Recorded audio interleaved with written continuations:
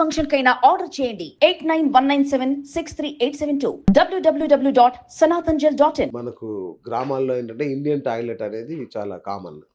అట్లా కింద కూర్చోవడం కూడా బాగా అది ఉంటుంది, తినడం కానీ దేనికైనా. సో ఈ ఆపరేషన్స్ తర్వాత, ఈ నీ రీప్లేస్మెంట్ తర్వాత మళ్ళీ ఇండియన్ టాయిలెట్లో కూర్చునే అవకాశం దొరుకుతుందా వాళ్ళకి? చాలా మంచి ప్రశ్న అండి. చాలా మంది ఉమెన్స్ ఎస్పెషల్లీ విలేజ్ ఏరియాస్ నుంచి వచ్చే వాళ్ళు అడిగే ప్రశ్న అది చేయొచ్చు. బట్ చేస్తే ఏంటంటే మనము ఆ రెండు స్టీల్ మధ్యలో ఒక ప్లాస్టిక్ పెడతాం, దాని కూడా ఒక లైఫ్ ఉంటుంది. సో దాన్ని మనం 18 to 20 years వస్తుంది అంటాం. ప్రాపర్ సర్జరీ ప్రాపర్ హ్యాండ్స్ లో చేస్తే 18 to 20 years ఈజీగా వస్తుంది. బట్ ఇండియన్ వాష్రూమ్ లో కూర్చోడనప్పుడు మోకాలు అనేది ఎక్కువ బెండ్ చేయాలి. ఆ ఎక్కువ బెండ్ చేసినప్పుడు ఈ పోస్టీరియర్ లిప్ దగ్గర ఎక్కువ స్ట్రెస్ పడుతుంది. దాంతో అరుగుదల దాని కూడా వేర్ అండ్ టేర్ అయిపోతుంది. సో అది మళ్ళీ లైఫ్ అనేది ఒక 10 years 12 years కి పడిపోవచ్చు. సో దానికోసం యూజువల్ గా అవాయిడ్ చేస్తాం. బట్ అప్పుడప్పుడు మీరు టెంపుల్స్ కి వెళ్ళి కూర్చోవచ్చు అంటే కూర్చోమని చెప్తాను నేను. కూర్చోవచ్చా? కింద కూర్చోవచ్చు, బట్ రెగ్యులర్ గా చేయొద్దనే చెప్తాం. దాని లాంగివిటీ అనేది పెరుగుతుంది. ఇంకా మీరు రోబోటిక్ సర్జరీలో స్పెషలిస్ట్ యాక్చువల్గా మీరు. సో అయితే చాలా మందికి ఒక డౌట్ ఏంటంటే, ఈ రోబోటిక్ సర్జరీ అనగానే డాక్టర్ గారు ఉండరేమో, రోబోట్స్ వచ్చి చేస్తాయేమో అనుకుని. అంటే ఇది చాలా సిల్లీ క్వశ్చనే కావచ్చు. అంటే కొంచెం ఇంకా గ్రామాల్లో ఉండే వాళ్ళకి కూడా అవగాహన రావాలని ఈ ప్రశ్న అడుగుతున్నాను. సో రోబోటిక్ సర్జరీ అంటే ఏంటి అసలు యాక్చువల్? ఎప్పుడైనా రోబోటిక్ చేయలేదండి. Robotic is a sophisticated machine. దాంట్లో ఏఐ కానీ ఇవన్నీ ఉంటాయి, అడ్వాన్స్ టెక్నాలజీ ఉంటుంది బేసిక్ గా. బట్ దానికి బ్రెయిన్స్ అనేది ఉండదు. బ్రెయిన్ అనేది డాక్టర్దే. సో పేషెంట్ డేటా తీసుకొని మనం ఆ మెషిన్ కి ఇస్తే ఆ మెషిన్ సర్టెన్ క్రైటీరియాస్ ఇస్తుంది. ఈ పేషెంట్ కి ఈ పలానా పొజిషన్ ఉంది, నువ్వు ఇలా పెడితే బెటర్ అని ఒక సూచన ఇస్తుంది. ఆ సజెషన్ మాత్రమే ఇస్తుంది. దాన్ని కూడా మనము డిసైడ్ చేసుకోవాలి. సో ఆపరేషన్ టేబుల్ దగ్గర మీరు ఉంటారు, 100% మేమే చేయాలి. అదే అంటున్నా, డేటా కూడా మేమే ఇవ్వాలి. దానికి మీరు ఎక్కడో ఇంట్లో కూర్చొని మార్చేసి అంటే అది మారుస్తుంది, ఒకసారి వస్తుందేమో ఫ్యూచర్ లో. కానీ ఎంత అయినా కూడా ఆపరేషన్ అయితే మేమే కట్ చేయాలి, మేమే ఓపెన్ చేయాలి, మేమే తీయాలి, దాని దగ్గర తీసుకోపోవాలి, ఇవన్నీ ఉంటాయి. రోబోటిక్ ఎప్పుడు చేయలేదండి. It is just a machine which is sophisticated and highly advanced. So robots చేయడం అనేది ఏమి ఉండదు, మీరే చేస్తారు, పక్కనే ఉంటారు కదా, అదేదో సజెషన్స్ ఇస్తుంది అంతే. మనం దానికి డేటా ఇస్తే ఆ డేటాను తీసుకొని సజెషన్స్ ఇస్తుంది. ఆ సజెషన్ కూడా మనం తీసుకోవాలా లేదా అని మనం డిసైడ్ చేయాలి. సో ఆ ప్రాపర్ బ్రెయిన్ సర్జన్ ఆయన నాలెడ్జ్ ని దానికి మెషిన్ కి ఇస్తే ఆ డేటా కొలాబరేట్ చేసి చేసిన సర్జరీలే సక్సెస్ఫుల్ అవుతాయి. సూపర్. సో సాధారణ సర్జరీ చేయించుకున్న వాళ్ళకి, రోబోటిక్ సర్జరీ చేయించుకునే వాళ్ళకి రికవరీ పర్సెంటేజ్ తేడా ఉంటుందా సార్? 100% ఉంటుందండి. Faster recovery, precision. అంటే మనకి రోబోటిక్ లో ఏంటంటే అడ్వాంటేజ్, బోన్ ప్లేస్మెంట్ అంటే ఇంప్లాంట్ ప్లేస్మెంట్ ఎక్కడ పెట్టాలనేది కూడా మనకి క్లారిటీ అనేది సర్జరీ కన్నా ముందే తెలిసిపోతుంది. మాన్యువల్ దాంట్లో అట్లా ఉండదు. మాన్యువల్ దాంట్లో ఏంటంటే మిషన్ కొన్ని ఇన్స్ట్రుమెంట్స్ ఉంటాయి, ఆ ఇన్స్ట్రుమెంట్స్ ప్రకారంగానే కట్ చేయాలి. సో ప్రతి పేషెంట్ కి సేమ్ ఉంటుంది అది. బట్ ఇదేంటంటే టైలర్ మేడ్. సో మనం ప్రతి దానికి డేటా ఇస్తాం దానికి, ప్రతి పేషెంట్ ఆ పేషెంట్ డేటా తీసుకొని అది మనకి ఇది ఇస్తుంది. So it's a tailor made, custom made అనుకోండి. ఇంకా సో అడ్వాంటేజ్ చాలా ఉంటుంది, అక్యురసీ ఉంటుంది, ప్రిసిషన్ ఉంటుంది, ఇంప్లాంట్ పొజిషనింగ్ మంచిగా ఉంటుంది, ఫాస్టర్ రికవరీ ఉంటుంది, పెయిన్ తక్కువ ఉంటుంది, బోన్ కూడా చాలా మినిమల్ గా కట్ అవుతుంది compare to the manual thing. So అది చాలా చూస్తున్నాను నేను. డెఫినెట్ గా మంచి ఇంప్రూవ్మెంట్ ఉంటుంది పేషెంట్స్ కి.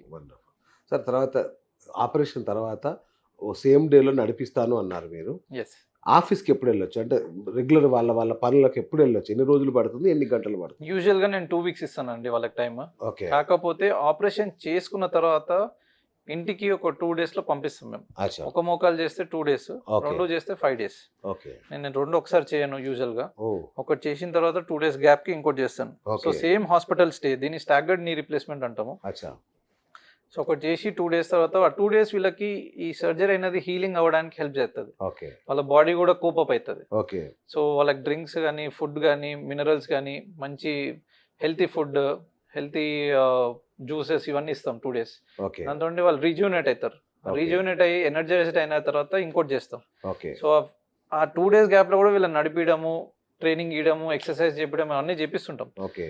మళ్ళీ నెక్స్ట్ 2 days కి ఇంకోటి చేసిన తర్వాత 2 మోకాలతో నడిపించడము ఇవన్నీ చేసేసి 5th day వాళ్ళని ఇంటికి పంపించిన తర్వాత ఫీమేల్స్ అయితే నించోని కుకింగ్ అలాంటివి చేసుకోవచ్చు, ఇంటి వర్క్ పనులు చేసుకోవచ్చు. బట్ బయటికి వెళ్ళడం మాత్రం 2 weeks టైం ఇవ్వాలి.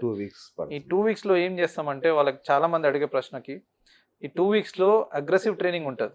ఎక్సర్సైజ్ చేయాలి, స్టెప్స్ ఎక్కడం దిగడం నేర్చుకోవాలి. ఓకే. వాళ్ళ కాన్ఫిడెన్స్ లెవెల్ పెంచుతాం. రైట్. 2 వీక్స్ మనకి ఎందుకు తీసుకుంటామంటే వాళ్ళు ఈ 2 వీక్స్‌లో ఎంత చేస్తారన్నది వాళ్ళ ఫ్యూచర్ డిసైడ్ చేస్తది. ఓకే. ఎంత మంచిగా నడవచ్చు అన్నది. సో మా టార్గెట్ ఏంటంటే వాళ్ళు ముందు పెయిన్ స్టార్ట్ అయ్యే ముందు ఎట్లా నడుస్తుండే చక్క అలానే నడిపియడం. ఓకే. ఆ లెవెల్‌కి తీసుకుపోవడానికి 2 వీక్స్ టైం తీసుకుంటాం. Wonderful sir. యశోద అంటే ఇప్పుడు మన సౌత్ ఇండియాలోనే one of the best hospital. Yes. దానిలో మీరు orthopaedic department head and superb experience మీది. సో ఇక్కడ ఇన్ఫ్రాస్ట్రక్చర్ అంటే ఇంత వరల్డ్ క్లాస్ హాస్పిటల్ కాబట్టి ఇన్ఫ్రాస్ట్రక్చర్ ఏ స్థాయిలో ఉంటుంది సార్ ఇక్కడ? ఇక్కడ స్టేట్ ఆఫ్ ఆర్ట్ టెక్నాలజీ అండి. Okay. State of art facilities. Okay. And we are part to international standards. Oh. బయట ఎక్కడ చూసినా కూడా మన యశోద సికింద్రాబాద్ స్టాండర్డ్స్ అన్నది ఇంటర్నేషనల్కి ఈక్వల్గా దానిపైనే ఉంటుంది. ఓకే. మనం ఎక్విప్మెంట్ వాడడం కానీ మన అన్ని almost equal to the international standards అండి. Okay. And that is the reason మనకి ద క్వాలిటీ వైజ్ కూడా Yes. యశోద హాస్పిటల్ సికింద్రాబాద్ చాలా బాగుంటుందండి. హైదరాబాద్లో ఉన్న సగం జనాభా మన హాస్పిటల్లోనే ఉంది ఇవాళ. ఎక్కడ చూసినా ఇదేంటి? Yeah. సో నేను ఒక యూనిట్ హెడ్ని, హెడ్ ఆఫ్ డిపార్ట్మెంట్ కాదు, but yeah Yashoda hospital has given me a good opportunity. Great. Robotic knee రిప్లేస్మెంట్స్లో స్పెషలైజ్డ్గా. Wonderful. So I'm taking that forward. Super. సరే అసలైన ప్రశ్న, వామ్మో ఎంత ఖర్చు అవుతుంది, ఇంత పెద్ద హాస్పిటల్, ఇంత పెద్ద డాక్టర్ అంటే అయిపోతాం మనం అనుకుంటారు. దాని బదులు ఈ నొప్పులతో నడవడం బెటర్ అనుకునే వాళ్ళు కూడా ఉంటారు. వాళ్ళకి మీరు ఏం భరోసా ఇస్తారు? అది మేము రెగ్యులర్గా చూస్తూనే ఉంటాము. బట్ నేను పేషెంట్స్కి ఫస్ట్ అండ్ ఫార్మోస్ట్ ఎక్స్ప్లెయిన్ చేస్తాను. అది ఓకే. ఫస్ట్ అండ్ ఫార్మోస్ట్ చెప్పేది ఏంటంటే ఒకవేళ రోబోటిక్ నీ రిప్లేస్మెంట్ అయితే ఓకే. సర్టెన్ ప్రైస్ ఉంటుంది డెఫినెట్గా. మనం state of art facility provide చేస్తున్నాం అంటే we have invested so much right. into the hospital అవును. to give a very good care to the patients. Yes. So ఇది ఇస్తున్నప్పుడు డెఫినెట్గా ఖర్చు అవుతుంది. అవును. ఆ ఖర్చు ఏంటి అంటే మనము చాలామంది ఫస్ట్ ఆఫ్ ఆల్ మనం ఒక సర్జరీ చెప్పంగానే, ఒక ప్రొసీజర్ చెప్పంగానే ప్రైస్ ఎంత అవుతుంది వాళ్ళ మొదటి ప్రశ్న ఇదే ఉంటుంది. ఆ ప్రైస్ చెప్పినప్పుడు వీళ్ళు షాక్ అవుతారు. బట్ రోబోటిక్ నీ రీప్లేస్మెంట్లో మీరు ఫస్ట్ అండ్ ఫార్మోస్ట్ ఆలోచించాల్సింది ఏంటంటే it is not about cost, it is about giving you pain free life. Yes. అంటే నీకు నొప్పి లేని జీవితం ఇస్తున్నాం. అవును. దాంతో నీ ఫిజికల్ యాక్టివిటీ ఇంప్రూవ్ అవుతుంది, నీ వర్కింగ్ స్టైల్ ఇంప్రూవ్ అవుతుంది, వర్క్ లైఫ్ ఇంకా దాంతో నువ్వు నీ వర్క్ లైఫ్ బ్యాలెన్స్ పెరుగుతుంది, అవును. దాంతో నువ్వు ఇంకా సంపాదించవచ్చు. బట్ ఏంటి అంటే ఓకే సర్టన్ వాల్యూస్ ఉంటాయి డెఫినెట్గా. ఇప్పుడు నేనేం చెప్తానంటే ఒక మోకాల్ మార్పిడి అనేది 1-2 ఇయర్స్ కోసం కాదండి. మనం ఒకసారి సర్జరీ చేస్తే 18 to 20 ఇయర్స్ ఈజీగా వస్తుంది సూపర్. ప్రాపర్ సర్జరీ చేసినప్పుడు, Okay. మా లాంటి డాక్టర్స్ చేసినప్పుడు.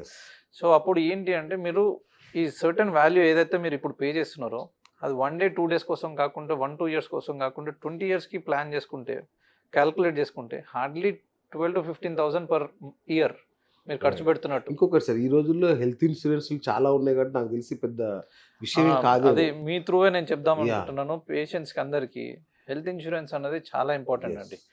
అది మీరు కరెక్ట్ యంగ్ ఏజ్లో, ఇప్పుడు నేను యాజ్ అ డాక్టర్ నేను కూడా నాకు కూడా ఇన్సూరెన్స్ ఉంది, హెల్త్ ఇన్సూరెన్స్. Yes. నేను ఆల్మోస్ట్ 8 years నుంచి పే చేస్తున్నా. ఓకే. సో నేను హాస్పిటల్లో వర్క్ చేస్తున్నా, నాకు డాక్టర్ నాకు అవసరం లేదు అని చాలా మంది అనుకోవచ్చు. But I also need. So నేను ఎందుకు చెప్తున్నానంటే అందరికీ మీ ద్వారా మీరు కూడా ఎక్స్ప్లెయిన్ చేయండి, చెప్పండి అందరికీ. Health insurance is the priority and very important. మిమ్మల్ని అదే కాపాడుతుంది. ఒక ఫెస్టివల్ కి అంత ఖర్చు కూడా కాదు, ఒక యాన్యువల్ హెల్త్ పాలసీ తీసుకుంటే చాలా బెస్ట్ పాలసీస్ అందుబాటులో ఉన్నాయి. చాలా తక్కువ ప్రైస్ కూడా, చాలా తక్కువ ప్రైస్ వచ్చేసినాయి. ఈ మధ్య జిఎస్టీ కూడా లేపేశారు దానికి. సో హెల్త్ ఇన్సూరెన్స్ అనేది మస్ట్ అండ్ షుడ్ అండి అందరికీ.